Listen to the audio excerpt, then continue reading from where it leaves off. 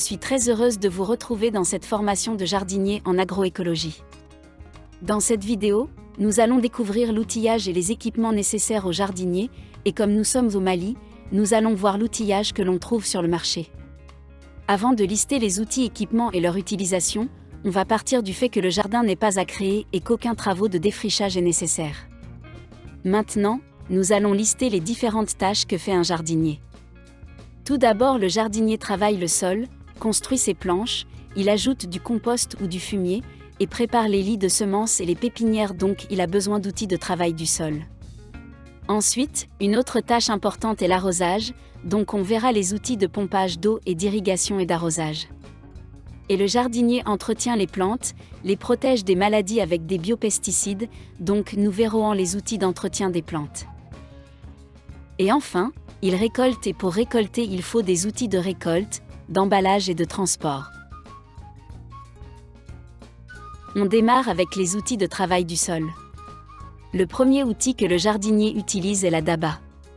Avec cet outil, il fabrique ses planches, ameublit le sol, coupe et déracine l'herbe.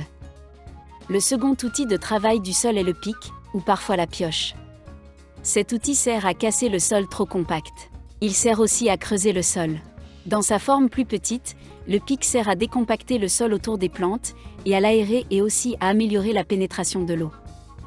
Un troisième outil est le râteau. Cet outil permet de niveler le sol, ramasser les débris végétaux et est très utile dans la réalisation des lits de semences et des lignes de semis.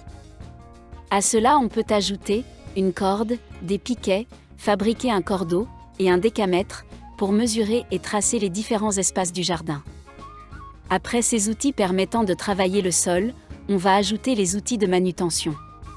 Dans le travail du sol, il y a l'enlèvement des débris végétaux, le paillage, l'ajout d'amendements, et pour effectuer ces travaux, il faut les transporter et les amener sur nos planches.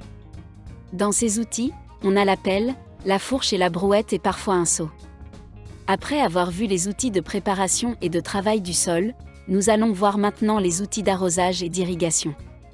Il existe plusieurs formes de points d'eau au jardin, soit un puits traditionnel, soit un forage, avec ou sans château, ou un pompage sur le fleuve.